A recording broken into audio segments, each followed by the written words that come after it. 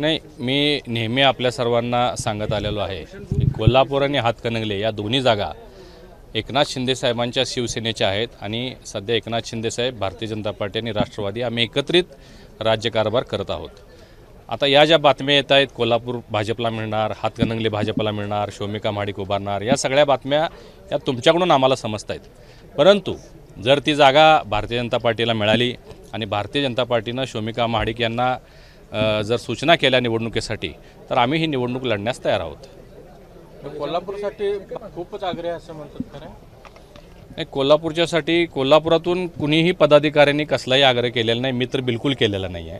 कारण भाजपनं नाही, पदाधिकाऱ्यांच्या अपेक्षा आहेत. मध्यंतरी आपल्याला माहिती आहे, ज्यावेळी मध्य प्रदेशचे माजी मुख्यमंत्री शिवराजसिंग चौहानजी कोल्हापूरात आले होते, त्यावेळी एक भव्य मेळावा आमचा भारतीय जनता पार्टीत झालेला होता आणि त्या मेळाव्यामध्ये बहुतांश पदाधिकाऱ्यांनी दोन्हीतली एक जागा कोल्हापूरची भाजपला मिळावी आणि त्यातल्या त्यात कोल्हापूरची लोकसभा मिळावी अशी आग्रही मागणी केलेली होती.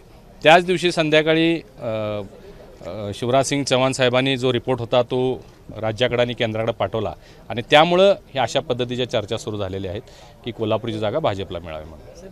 समरजित सिंह घाडगे प्रत्येक कार्यकर्त्यांना अध्यक्ष म्हणतात की माझ्या नावाची चर्चा करू नका, हे दिल्लीतून जे काय ठरायचं ते ठरेल, दिल्लीमध्ये त्याची चर्चा नको. आम्ही सगळे पक्ष शिस्त पाळणारे कार्यकर्ते आहोत. मी असतील, समरजित राजे असतील. आपल्या माध्यमातून ज्या बातम्या आल्या त्यात समरजित राजेंचं नाव ज्यावेळी समोर आलं त्यावेळी निश्चितच कार्यकर्ते सुखावले, आनंदले, हुरळून गेले आणि त्यात कुठंतरी चुकून घोषणा देणे किंवा अन्य काही प्रकार होऊ नयेत.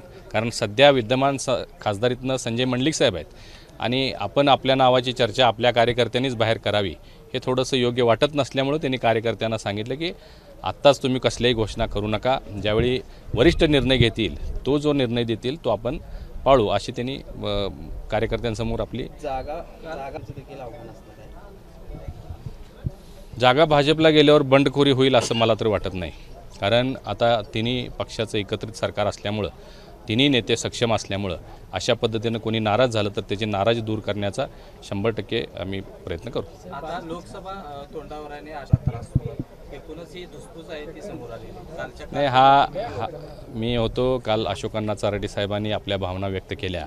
त्याचं कारण म्हणजे काहीच 2-3 महिन्यापूर्वी आजऱ्यातल्या कारखान्याची निवडणूक झालेली होती आणि त्यामुळं तिथं समोर पालकमंत्री महोदयांचं पॅनल होतं. आता ही सहकारातली निवडणूक आहे. सहकारातल्या निवडणुकीमध्ये एकमेकाच्या विरोधात जरी आम्ही राज्यात सत्तेत असलो तरी अनेक ठिकाणी अशा निवडणुका झालेल्या आपण पाहिलेल्या आहेत. त्यामुळं ती त्यांची भावना होती, पण आपण यामध्ये एवढं काय सिरियसली घेण्यासारखं नाही आहे. आम्ही त्यांची समजूत काढलेली आहे. चांगला चेहरा आहे. जर जागा राष्ट्रवादीला गेली तर सगळ्यात प्रमुख नाव राष्ट्रवादीचं मुश्रीफ साहेबच असू शकतील. आता त्यांची इच्छा आहे का नाही मला माहिती नाही, परंतु समरजित सिंह राजे नाही म्हणतात हे मी तुमच्याकडून ऐकलं. जर मी सांगितलं तुम्हाला आम्ही पक्षशिस्त पाळणारे लोक आहोत, जर पक्षाचा आदेश आला तर निश्चित ते लढतील. ताकदीनं आम्ही सगळे लढू आणि ते निवडून येतील. ते नाराज दिसत आहेत भाजपवर, विशेषतः ज्या पद्धतीची वागणूक केलेली आहे. महादेव जानकर त्यामध्ये अग्रेसर दिसत आहेत. धोका दिला भाजपने थेट म्हणते. हे पहा, निवडणुका आल्यानंतर जे छोटे घटक असतात त्यांची नाराजी ही समोर येतच असते. आता आमचे सदाभाऊ खोत साहेब आहेत, त्यांनी भूमिका मांडलेली आहे. जानकर साहेब आहेत, हे सगळे आमचे लोक आहेत. आज जरी नाराज असेल तर ते अजून उमेदवाऱ्या किंवा तारखा जाहीर व्हायच्या आहेत. या सगळ्यामध्ये हे सगळे लोक भारतीय जनता पार्टीबरोबर राहतील याचा मला विश्वास आहे. राज्यात कुणीही कोणताही घटक पक्ष जे आता राज्यकर्ते आहेत त्यामध्ये नाराज नाही आहे. या सगळ्या बातम्या वरवरच्या आहेत. बंद खोलीत काय चर्चा होतात याची कोणालाही कल्पना नसती, कारण मी त्यामध्ये आहे, मला माहिती आहे. नाराजी होणार नाही. अजितदादा, एकनाथ शिंदे साहेब आणि फडणवीस साहेब हे तिन्ही एका विचारानं राज्यकारभार करतायत आणि त्यामुळं उमेदवारी निवडणं, मेरिट असणं या सगळ्याचा सारासार विचार करूनच उमेदवारी ठरवलं जातील. त्यामुळं नाराज होणं, मला कमी मिळालं, तुम्हाला जास्त मिळालं असं होणार नाही. हे चित्र तुम्हाला 4 दिवसामध्ये स्पष्ट होईल.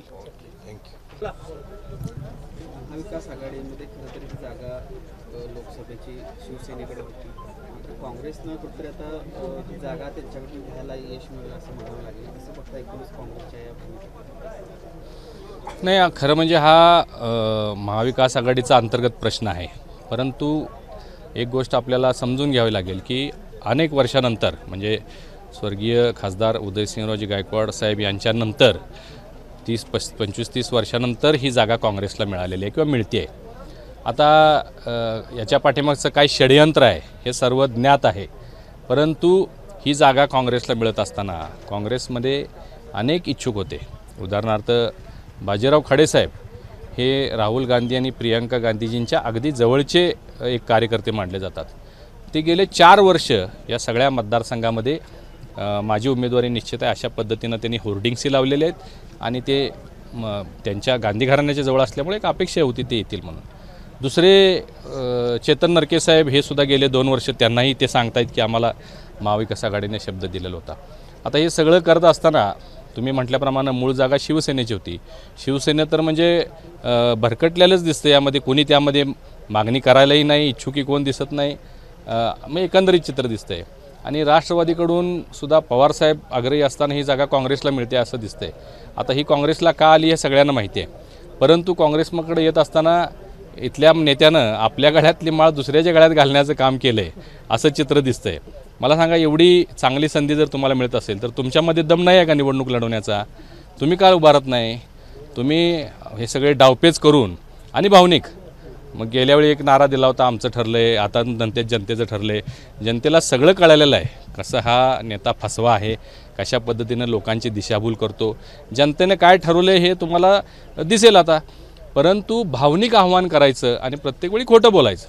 आता उदाहरणार्थ द्यायचं म्हटलं तर ते स्वतः ज्यावेळी विधान परिषदेला उभे होते त्यावेळी राज्य पातळीवर निर्णय झाला 4 जागा बिनविरोध करण्याचा आणि त्यांना ती जागा बिनविरोध करण्यासाठी ते स्वतः त्यांचे बंधू विनय कोरे साहेब हे स्वतः फडणवीस साहेबांच्या बंगल्यावरती जाऊन त्यांनी ही सगळ्या वाटाघाटी केल्या आणि त्यावेळी त्यांनी तिथं शब्द दिलेला होता की मला यावेळी बिनविरोध द्या, मी राजाराम कारखान्याची निवडणूक लढवणार नाही. परंतु ज्यावेळी राजाराम कारखान्याची निवडणूक लागली त्यांनी पॅनल उभा केलं, वाईट गोष्टी लोकांच्या समोर जाऊन ते नेहमी त्यांचे स्वभाव आहे त्यांचा म्हणजे स्वभाव दुर्गुण आहे त्यांचा हा की ते चांगलं बोलत नाहीत, त्यांच्या तोंडातून चांगले शब्द बाहेर येत नाहीत. खालच्या पातळीवर घाणेरड्या टीका करायच्या, वैयक्तिक टीका करायच्या, चारित्र्य हनन करायचं ते त्यांनी राजाराम कारखान्या निवडणुकीत केलं. विनय कोरे साहेबांनी स्टेजवर येऊन जाहीरपणानं सांगितलं की माझ्यासमोर शब्द दिलेला होता तो त्यांनी पलटलेला आहे. म्हणजे शब्द पलटणारा नेता ही त्याची प्रतिमा आता उघड झालेली आहे. लोकांना फसवणारा म्हणजे IRBच्या रस्त्यामध्ये तुम्ही बघितलं की सगळ्या शहराचा जिल्ह्याचा विरोध असताना ह्यांनी जाऊन 3 पावत्या फाडल्या तिथं त्या ठिकाणी. थेट पाईपलाईनचा तर खेळखंडोबात चालू आहे. म्हणजे लोकांना आता कळून चुकलं ही कशा पद्धतीनं हा आपल्याला गृहीत धरतो. त्यामुळे यावेळी काही ठरलं असलं तर लोक दणका देतील याचा मला विश्वास आहे. 2 उमेदवार तयारी करणारे सोडून शाहू महाराज नाही, मी तेच सांगितलं तुम्हाला की त्यांनी आपल्या गळ्यातली माळ दुसऱ्याच्या गळ्यात घालण्याचं काम केलेलं आहे आणि मग लोकांना भावनिक आव्हान करायचं हे त्याचं काम या पाठीमागे षडयंत्र आहे.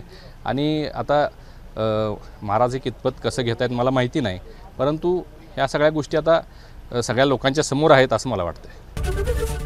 ABP माझा, उघडा डोळे बघा नीट.